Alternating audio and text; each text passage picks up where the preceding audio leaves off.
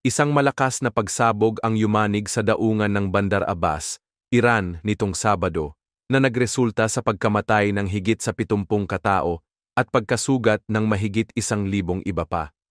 Ayon sa mga awtoridad, posibleng nag-ugat ang insidente sa kabiguang sumunod sa mga patakaran sa kaligtasan, lalo na sa tamang pag-iimbak ng mga delikadong kemikal sa lugar. Ayon sa mga saksi at lumabas na mga video, may orange-brown na usok na umaakyat mula sa mga container bago ang pagsabog, indikasyon ng presensya ng mga kemikal gaya ng sodium o ammonia. Isang surveillance video rin ang nagpakita ng maliit na apoy na mabilis na kumalat, kasunod ang isang napakalakas na pagsabog na nagdulot ng pagkawasak sa paligid. Sa kasalukuyan, sinabi ng mga opisyal ng Iran na wala silang nakikitang palatandaan na ito ay isang pag-atake. Gayunpaman, kinumpirma ng isang investigative committee na may mga pagkukulang sa safety protocols at nagpapatuloy pa ang malawakang investigasyon para matukoy ang eksaktong sanhi ng insidente. Dumating na rin si Pangulong Masoud Pezeshkian sa lugar upang personal na silipin ang kalagayan, makipagpulong sa mga opisyal at bisitahin ang mga nasugatan. Idineklara naman ni Gobernador Mohammad Ashuri ang 3 araw na pagluluksa bilang paggalang sa mga nasawi. Habang patuloy ang investigasyon sa sanhi ng pagsabog sa Bandar Abbas, lumalabas ngayon ang mga ulat na maaaring may kinalaman ang isang shipment ng kemikal mula China sa trahedya. Ayon sa mga balita mula sa CNN at The New York Times, isang barkong Chino na may kargang sodium perchlorate ang dumaong malapit sa daungan noong Pebrero, buwan bago ang pagsabog. Ang sodium perchlorate ay kilalang pangunahing sangkap sa paggawa ng solid fuel para sa mga ballistic missile. Ayon sa 2 European intelligence sources, ang barkong Golbon ay umalis sa Taikang, China, noong Enero at may dalang halos 1,000 tonelada ng kemikal. Sapat umano ito para makagawa ng mahigit 200 missile motors para sa mga armas gaya ng Khaybar-Shekan at Hajj Qasem. Bagamat iginiit ng Foreign Ministry ng China na ang sodium perchlorate ay hindi kabilang sa mga kontroladong produkto sa kanilang batas at itinuturing lamang bilang bahagi ng normal na kalakalan, hindi pa malinaw kung bakit ito nakaimbak sa isang commercial port ng matagal at kung sino talaga ang may responsibilidad sa paghawak nito. Dagdag pa rito, sinabi ng mga eksperto sa kemikal na posibleng ang sodium perchlorate ang nagsimula ng apoy, lalo na kung may iba pang sangkap na nakaimbak sa parehong lugar. Ayon kay Dan Cacheta, isang chemical weapons specialist, ginagamit ang perchlorates sa rocket fuel at paputok, at posibleng ito ang naging trigger ng insidente. Ipinunto rin ni Professor Andrea Sela ng University College London na ang ganitong uri ng kemikal ay maaaring magdulot ng matinding pagsabog kung mali ang pag-iimbak. Dahil dito, nananawagan ang ilang opisyal at eksperto para sa masusing investigasyon sa papel ng nasabing shipment at ang posibleng pananagutan ng mga sangkot, kabilang na ang China bilang pinagmulan ng delikadong kemikal. Sa gitna ng lumalalang tensyon sa pagitan ng China at Estados Unidos, patuloy ang pagbulusok ng ekonomiya ng China. Sa kabila ng opisyal na ulat ng Chinese Communist Party, CCP, na nagsasabing umangat ang kanilang GDP ng 5.4% sa unang bahagi ng taon, maraming eksperto ang nagdududa sa katotohanan nito. Ang mga datos mula sa pagbaba ng presyo ng bilihin, pagbaba ng kita sa buwis, at pagbaba ng konsumo sa kuryente ay nagpapahiwatig na ang ekonomiya ay hindi lumalago kundi sumasadsad. Ang mga pabrika sa iba't ibang panig ng China ay nagsasara. Libo-libong manggagawa ang nawawalan ng trabaho at ang mga negosyante ay nalulugi dahil sa kawalan ng demand sa pandaigdigang merkado. Isa sa mga pangunahing dahilan nito ay ang patuloy na trade war laban sa Estados Unidos. Inihayag ng White House na magpapatupad ito ng 145% taripa sa mga produktong galing China. Isang hakbang na inaasahang lubos na makakaapekto sa export sector ng bansa. Sa kabila ng matinding epekto nito, hindi basta-basta maaaring umatras si Xi Jinping. Matagal na niyang ipinipilit sa mamamayan na ang China ay isang makapangyarihang bansa na hindi umaasa sa iba, lalo na sa Estados Unidos. Ngunit sa katotohanan, malaki pa rin ang pagdepende ng China sa pandaigdigang kalakalan at partikular sa merkado ng Amerika. Ang mas malalim na problema ay ang panganib sa mismong katatagan ng pamahalaang CCP. Isang tahimik na kasunduan ang nabuo sa pagitan ng gobyerno at mamamayan. Bibigyan ng CCP ang mga Tsino ng pag-unlad sa ekonomiya, kapalit ng pananahimik sa usapin ng kalayaan at karapatang pantao.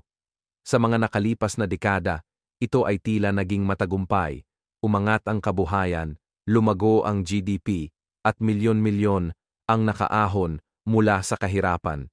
Ngunit ngayon, habang ang ekonomiya ay nanganganib, muling lumilitaw ang tanong, sulit ba ang pagpapasailalim kung wala namang pag-unlad? Habang patuloy ang paglalabanan sa taripa at politika, ang tunay na tanong ay kung gaano pa katagal matitiis ng mga mamamayan ang kalagayan. Kapag tuluyang bumagsak ang ekonomiya, maaaring sumiklab ang galit ng mamamayan, isang banta na maaaring magbunsod ng pagbabago sa liderato ng China. Habang patuloy ang pagbagsak ng ekonomiya ng China, mas lalong umiigting ang kampanya ng Chinese Communist Party, CCP, sa pagpapakalat ng propaganda. Sa mga pahayag ng Chinese state media at opisyal na mga account ng pamahalaan, isinusulong nila ang imahe ng isang matatag na bansa na tumitindig laban sa pananakot ng Estados Unidos. Sa isang kamakailang post ng opisyal na Foreign Ministry ng China, ikinumpara nila ang Estados Unidos sa isang bagyong nagpapanggap na kalmado, ngunit may layuning sirain ang pandaigdigang kaayusan sa kalakalan. Ngunit sa kabila ng matitigas na salita, ibang-iba ang kilos ng pamahalaan sa likod ng kamera. Ayon sa mga ulat, tahimik na nakikipagnegosasyon ang mga opisyal ng China sa Estados Unidos. Isang larawan pa nga ang lumabas kung saan makikita ang delegasyon ng China na naghihintay sa labas ng US Treasury Department, isang senyales na may aktwal na pag-uusap na nangyayari sa kabila ng kanilang pag-aangking, hindi sila yuyuko sa presyo ng Amerika. Ang ganitong pagkukunwari ay hindi na lingid sa kaalaman ng mga karaniwang mamamayan. Sa mga social media platforms at online forums, dumarami na ang mga boses ng mga Tsino na nagsasabing sila mismo ang pinakatinatamaan ng patuloy na hidwaan sa pagitan ng dalawang bansa. Tumataas ang presyo ng mga bilihin, dumadami ang nawawalan ng trabaho, at nahihirapan ang maliliit na negosyo. Habang nagpapakitang matapang ang gobyerno sa mga pahayag, ang kabuhayan ng karaniwang tao ang bumabagsak. Isang kabataang Tsino ang naging viral matapos ipahayag ang kanyang pananaw sa krisis. Kung ang pakikipagkompromiso ay magbibigay ng pagkain sa mesa, wala namang masama sa pagyuko para kumita. Ayon sa kanya, hindi propaganda o pagmamatigas ang makakapag-ahon sa bansa, kundi ang pagtanggap sa realidad ng pandaigdigang merkado, na ang Amerika ang pangunahing konsumer ng mundo, at ang dolyar pa rin ang hari ng pandaigdigang kalakalan.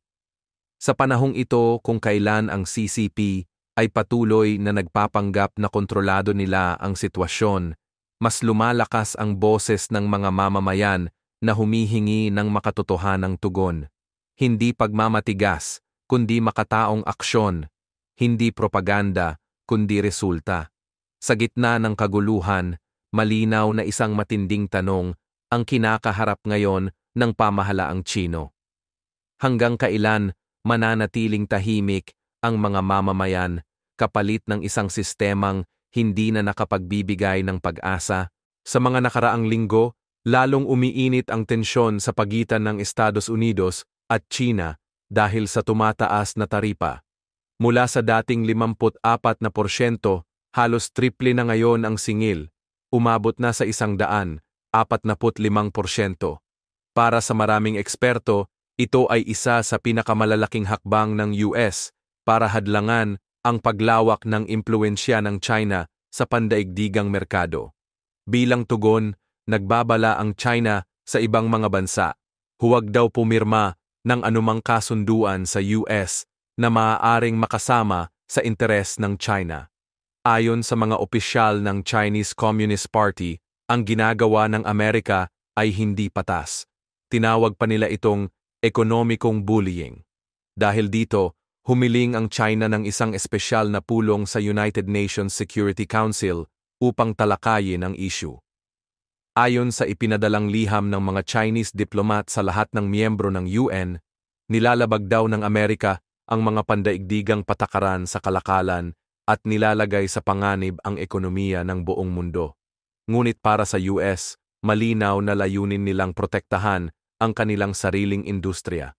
Sa ilalim ng Administrasyong Trump, hindi lang basta ang direktang kalakalan sa China ang tinututukan, kundi pati na rin ang mga produktong galing sa China pero dumadaan muna sa ibang bansa para makaiwas sa taripa. Dahil dito, binigyang linaw ng Amerika na hindi nila papayagan ang sinuman na tulungan ng China na lusutan ang kanilang mga patakaran. Ang isa sa pinakahuling halimbawa ng bangayan ay ang bagong kasunduan sa pagitan ng Estados Unidos at India. Pagkatapos ng kasunduang ito, inanunsyo ng India na magdaragdag ito ng mga produkto mula US at magbabawas ng mga inaangkat mula China. Isang araw bago ang anunsyong ito, nagpataw pa ang India ng karagdagang taripa sa mga produkto ng China, tulad ng bakal. Hindi natuwa ang China sa balitang ito. Sa kanilang pananaw, isa na namang bansa ang lumalayo sa kanilang panig at lumalapit sa Estados Unidos. Sa kasalukuyan, aktibo na rin ang China sa pag-iikot sa iba't ibang bansa sa Asia, tulad ng Vietnam, Malaysia, at Cambodia, upang makakuha ng suporta. Pero sa ngayon, tila hindi pa rin sila nagtatagumpay. Ayon sa ilang ulat, matapos bisitahin ni Xi Jinping ang Vietnam, bumiling agad ang bansa ng mga F-16 fighter jets mula sa Amerika, isang malinaw na senyales kung saan talaga nakapwesto ang kanilang tiwala. Sa madaling salita, hindi na lang basta digmaan sa taripa ang nangyayari. Isa itong mas malawak na labanan para sa impluwensiya, suporta, at pagkontrol sa pandaigdigang kalakalan. Sa bawat kasunduang pinipirmahan ng US kasama ang ibang bansa, lalong naiipit ang China. At sa bawat hakbang ng China para sumagot, lalong tumitindi ang tensyon. Kasunod ng tumitinding girian sa kalakalan, formal na inilunsad ng Estados Unidos at India ang panimulang kasunduan para sa mas malawak na trade deal. Sa opisyal na pagbisita ni US Vice President J.D. Vance sa India, nakipagpulong siya kay Prime Minister Narendra Modi upang pag-usapan ang mga hakbang patungo sa mas patas at kapaki-pakinabang na kalakalan para sa parehong bansa. Ayon kay Vance, layunin ng parehong pamahalaan na doblehin ang halaga ng kalakalan sa pagitan ng US at India, mula sa kasalukuyang antas patungong $500 bilyong bago matapos ang dekada. Isa sa mga pangunahing layunin ng bagong kasunduan ay ang pagbubukas ng merkado ng India para sa mga produktong Amerikano, gaya ng langis, natural gas, at mga produktong teknolohiya. Binanggit din ni Vance na maraming kumpanyang Amerikano, gaya ng Walmart at Amazon, ang nakaranas ng hindi patas na regulasyon sa India, kaya't bahagi rin ng usapan ang pagbibigay ng mas pantay na oportunidad sa mga dayuhang negosyante. Bukod sa pagbubukas ng merkado, may mahalaga ring isyung pangseguridad na tinalakay, lalo na ang pagdagsa ng murang bakal mula sa China. Kamakailan lang, nagpatupad ang India ng karagdagang 12% taripa sa Chinese steel upang maprotektahan ang lokal na industriya. Ayon sa mga ulat, ginagamit ng China ang sobrang subsidized nilang bakal upang ibagsak ang mga industriya ng ibang bansa. Sa madaling sabi, sinusubsidyo ng CCP ang kanilang mga pabrika upang makapagbenta ng sobrang murang bakal sa ibang bansa. Dahil dito, nahihirapan ang mga lokal na kumpanya sa labanan ng presyo. Ito rin ang dahilan kung bakit binigyang diin ng Estados Unidos sa kanilang mga kasunduan na hindi dapat payagan ng ibang bansa na gamiting daan ng China upang makalusot sa mga umiiral na taripa. Sa bagong kasunduan, malinaw ang pakiusap ng Amerika. Kung gusto ng isang bansa na makipagkalakalan sa US, kailangan nitong tiyaking hindi ito makakatulong sa China para umiwas sa mga bagong patakaran sa taripa. Hindi natuwa ang China sa bagong ugnayang ito. Sa katunayan, ilang araw matapos ang pagbisita ni Vance sa India, agad nagpadala ang China ng imbitasyon kay Prime Minister Modi upang bumisita sa Beijing. Ayon sa mga ulat, inalok si Modi ng isang hindi matatanggihang alok, ngunit tila hindi ito pinansin ng India. Wala raw naging sagot mula sa panig ni Modi at nanatiling tahimik ang India sa paanyaya ng China. Bukod sa India, sinusubukan ding ligawan ng China ang iba pang mga bansa sa rehiyon tulad ng Vietnam, Malaysia at Cambodia. Ngunit ayon sa mga ulat, wala pa ring konkretong resulta ang mga hakbang na ito. Sa katunayan, matapos bisitahin ni Xi Jinping ang Vietnam, agad namang bumili ang bansa ng 26 na F-16 fighter jets mula sa Amerika, isang kilos na malinaw na hindi pabor kay Xi. Habang patuloy na sumusubok ang China na makakuha ng kakampi, lumalakas naman ang posisyon ng Estados Unidos sa rehiyon. Ang kombinasyon ng mga trade deal, seguridad at teknolohiya ay nagiging malakas na batayan upang mas piliin ng ilang bansa ang Amerika bilang kapartner. Sa ngayon, ang digmaang pangkalakalan ay hindi na lang tungkol sa taripa. Isa na itong malawakang laro ng estratehiya, impluwensya at geopolitics. At habang lalong umiinit ang laban, mukhang patuloy na magkakaroon ng bagong kabanata ang tunggalian sa pagitan ng China at Estados Unidos.